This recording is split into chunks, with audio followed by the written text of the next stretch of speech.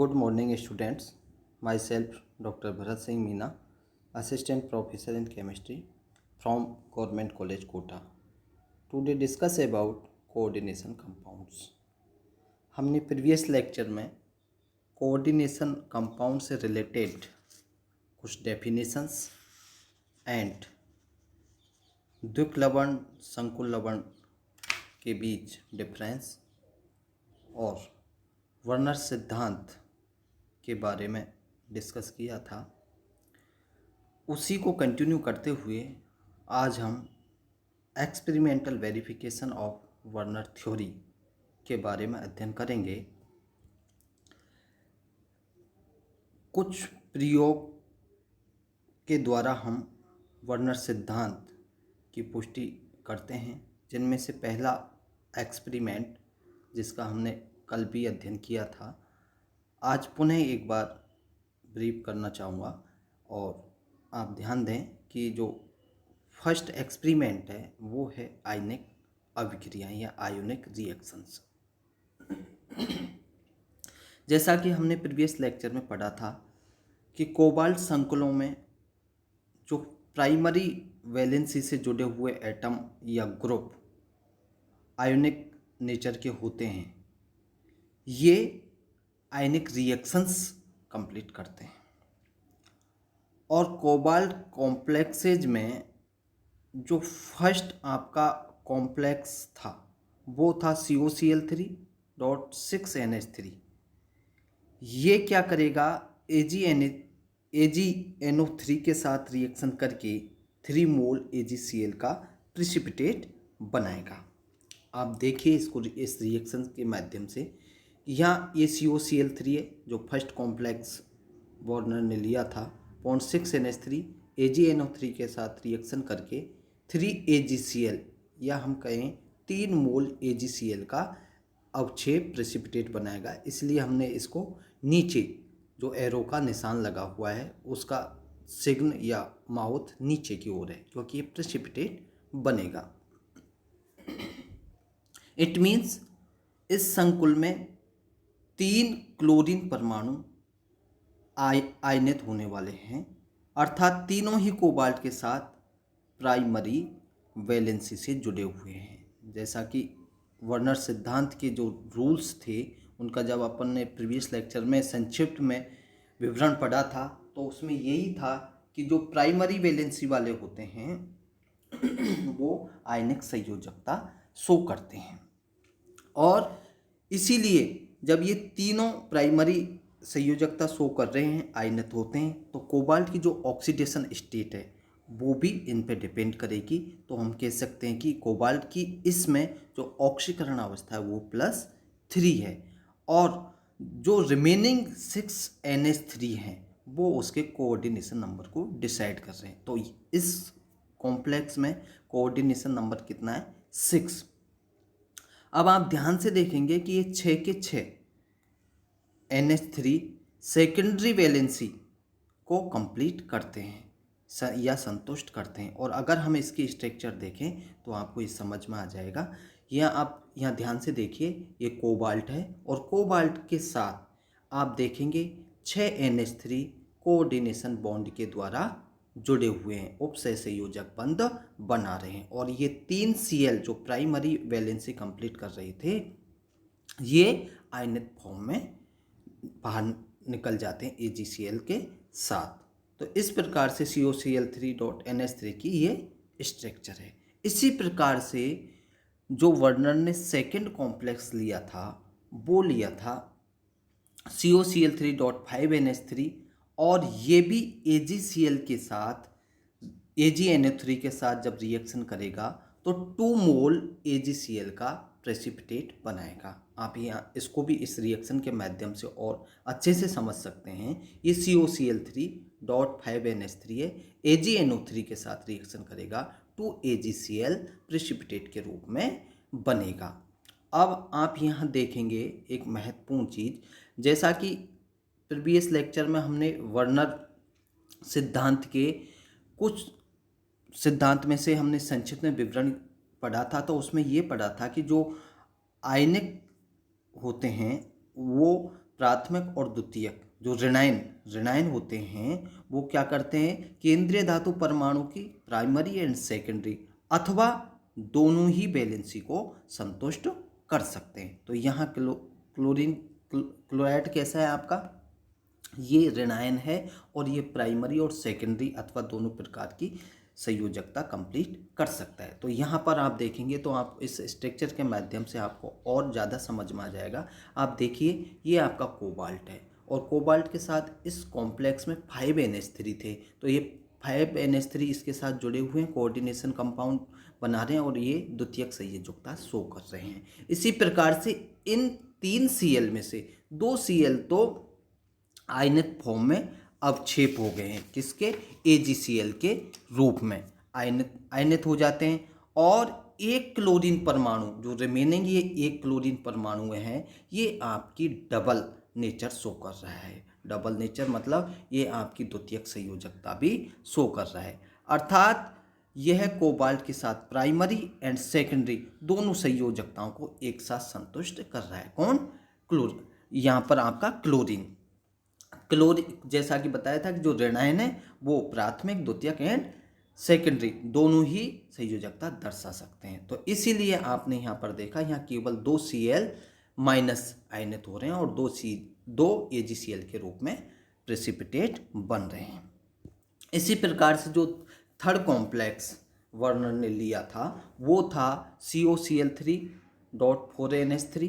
ये भी AgNO3 के साथ जब रिएक्शन करेगा तो केवल 1 मोल AgCl का अवक्षेप बनाएगा। आप ध्यान दें, यहाँ देखेंगे इस रिएक्शन के माध्यम से COCl3.4NH3 AgNO3 के साथ रिएक्शन की तो केवल AgCl ही बना 1 मोल, और AgCl बना तो केवल Cl माइनस एक आयनित फॉर्म में आया, अर्थात ये प्राथमिक संयोजकता को संतुष्ट कर रहा है, केवल 1 Cl। जबकि शेष दोनों क्लोराइड आयन कोबाल्ट की प्राइमरी एंड सेकेंडरी दोनों प्रकार की संयोजकता को संतुष्ट कर रहे हैं। इस स्ट्रक्चर के माध्यम से आप देखें, ये 4NH3 है, ये तो द्वितीयक संयोजकता को ही संतुष्ट करेंगे, लेकिन 2 Cl ये यहाँ पर द्वितीयक संयोजकता को कोबाल्ट के साथ संतुष्ट कर रहे हैं। और इसी प्रकार से अगर हम नेक्स्ट COCl3.NH3 का भी अगर एग्जाम्पल लें तो ये AgNO3 के साथ कोई अवक्षेप नहीं बनाएगा, सिल्वर नाइट्रेट के साथ ये। इसका अर्थ क्या हुआ कि इसमें एक भी क्लोरीन परमाणु ऐसा नहीं है जो कोबाल्ट के साथ आयनिक बंध द्वारा जुड़ा हुआ हो, अर्थात तीनों क्लोराइड आयन कोबाल्ट के साथ कौन सा बॉन्ड बना रहे हैं, उपसय संयोजक बंध बना रहे हैं या उपसय संयोजक बंध के साथ जुड़े हुए हैं। और कोबाल्ट की प्राइमरी एंड सेकेंडरी दोनों प्रकार की वैलेंसी को ये संतुष्ट कर रहे हैं। कौन, जो आपके ये क्लोराइड आयन है। और इसकी ये स्ट्रक्चर देखने के बाद ये आपको एकदम से समझ में आ जाएगा, ये क्लियर हो जाएगा कि वास्तव में ये जो क्लोराइड आयन हैं ये यहाँ पर उपसय संयोजक बंध बना रहे हैं। इसका मतलब ये यहाँ पर द्वितीयक संयोजकता को कोबाल्ट के साथ कंप्लीट कर रहे हैं। अब सेकंड जो बिंदु आता है प्रयोग में वो है उसका हिमांक में अवनमन। हिमांक में अवनमन तथा चालकता प्रयोगों के इन दोनों के अगर जॉइंट कंक्लूजन देखें तो वर्नर सिद्धांत की ये पुष्टि करते हैं। हिमांक में अवनमन के प्रयोग से पदार्थ के कणों की संख्या ज्ञात की जा सकती है, जबकि चालकता या कंडक्टिविटी के प्रयोगों से आवेश की संख्या को ज्ञात किया जा सकता है। ये ध्यान देने की बात है कि हिमांक से तो किसका जो आपका मैटर होगा, पदार्थ होगा, उससे किसकी संख्या ज्ञात की जाएगी, कणों की, और जबकि कंडक्टिविटी से जो आवेश आएगा उसकी संख्या को ज्ञात किया जाएगा। अगर हम इन दोनों को, हिमांक में अवनमन और चालकता को, कोबाल्ट क्लोराइड व अमोनिया के रेफरेंस में, अमोनिया के कॉम्प्लेक्स के रेफरेंस में देखें तो इस नीचे एक टेबल दी गई है, उसके साथ हम ये आसानी से पता लगा सकते हैं। जैसे सपोज दैट ये आपकी एक टेबल है जिसमें एक संकुल के फॉर्मूलाज दिए हुए हैं, साथ में दिया हुआ है कि हिमांक अवनमन प्रयोगों से कणों की संख्या, और उसके पैरेलल दिया गया है चालकता प्रयोग से आवेशों की संख्या, देन स्ट्रक्चर। अब आप देखिए फर्स्ट जो संकुल का स्ट्रक्चर है वो है COCl3.6NH3। अगर इसकी हम स्ट्रक्चर देखेंगे तो इसकी स्ट्रक्चर में आपको क्या मिलेगा कि जो इसकी स्ट्रक्चर होगी, इसमें 3Cl- ये तो आयनित हो जाएंगे, और रिमेनिंग 6NH3 ये एक साथ कोबाल्ट के साथ कोऑर्डिनेशन कंपाउंड बनाएंगे। अर्थात हम कहें कि 6NH3 एंड कोबाल्ट, जैसा कि मैं ये आपको ये प्रीवियस स्लाइड में दिखाता हूँ, ये आपके 6NH3 हैं और ये 3Cl- है, तो ये 3Cl हो गए, और ये पूरा ये एक कण के रूप में हो गया, तो 3 और 1 4, तो टोटल COCl3.6NH3 कॉम्प्लेक्स में 4 कण आपको दिखाई देंगे। तो हिमांक अवनमन में कणों की संख्या कितनी शो हुई? 4। और अब आवेशों की संख्या कितनी होगी? क्योंकि आवेश की संख्या आप जैसे ही उस पर देख रहे हो, COCl3.6NH3 की स्ट्रक्चर प्रीवियस स्लाइड में देखी, तो जैसे ही 3Cl- जाएंगे बाहर अवक्षेप के रूप में जाएंगे, तो यहाँ देखेंगे कि CONH3 के ऊपर 3+ आ जाएगा और 3Cl-, तो टोटल जो आपकी वैलेंसी होगी वो 6 आवेश के रूप में शो होगी, और इसकी जो स्ट्रक्चर दिखाई देगी वो आपको ऐसी दिखाई देगी, CONH3 का होल 6 3+ 3Cl-। आवेश आप यहाँ से भी काउंट कर सकते हैं, 3Cl- और +3, तो टोटल 6 आवेश हो जाएंगे। इसी प्रकार से नेक्स्ट भी आपका कॉम्प्लेक्स फॉर्मूला से समझ सकते हैं।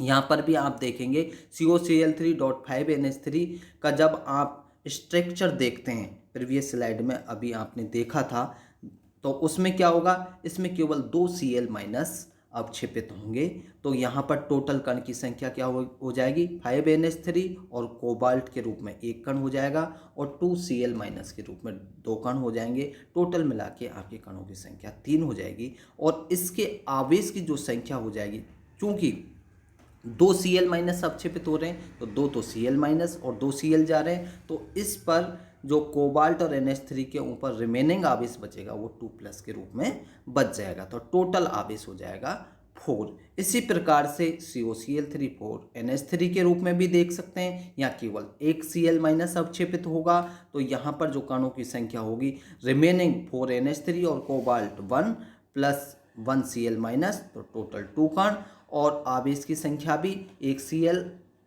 के रूप में अवक्षेपित हो रहा है -1, और उस पर रिमेनिंग प्लस बचेगा, 1 + 1 = 2 आवेश हो जाएगा। इसी प्रकार से लास्ट जो आपका कॉम्प्लेक्स है वो COCl3.3NH3 के रूप में अगर देखें, तो यहाँ पे इन्हीं की तरह एक कण 0 आवेश के रूप में आपको दिखाई देगा। तो इससे हिमांक में अवनमन तथा चालकता प्रयोगों से आप उसकी स्ट्रक्चर और कणों की संख्या, आवेश की संख्या आदि के बारे में जानकारी कर सकते हैं। अब आता है इसी वर्नर सिद्धांत की एक और महत्वपूर्ण बात है। उन्होंने क्या कहा कि जो कॉम्प्लेक्स या उपसंयोजक आयन अथवा अणुओं की निश्चित आकृति भी इन्होंने थी। किसने? वर्नर ने। उन्होंने कहा कि अगर केंद्रीय धातु परमाणु या आयन के चारों ओर समस्त लिगेंड एक निश्चित आकृति में व्यवस्थित होते हैं, तो क्या हो जाएगा?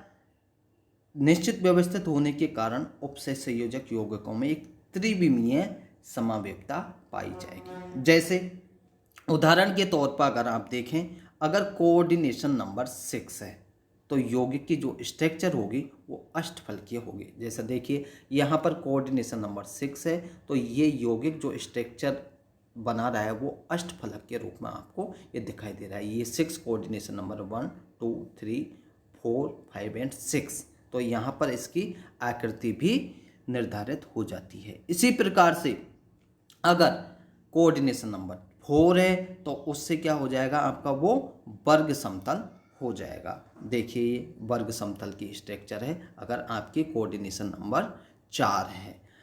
साथ में 4 वाले यौगिक चतुष्फलकीय संरचना में भी पाए जाते हैं, जैसे ये चतुष्फलक के रूप में भी कोऑर्डिनेशन नंबर 4 वाले यौगिक पाए जाते हैं। तो ये संरचनाएं भी किसके सिद्धांत से प्रूफ होती हैं, वर्नर सिद्धांत से प्रूफ होती हैं। इसीलिए वर्नर को हम क्या मानते हैं, क्योंकि उपसंयोजक यौगिकों के जो आधारभूत सिद्धांत दिए थे या बेसिक प्रिंसिपल्स क्रिएट किए थे वो वर्नर ने ही क्रिएट किए थे। इसीलिए वर्नर को हम उपसे संयोजन रसायन के पिता भी कहते हैं या फादर ऑफ कोऑर्डिनेशन केमिस्ट्री भी कहा जाता है।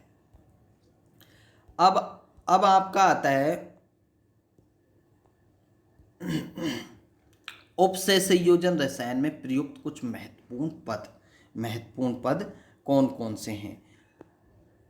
उन महत्वपूर्ण पदों के बारे में हम कल डिटेल से अध्ययन करेंगे।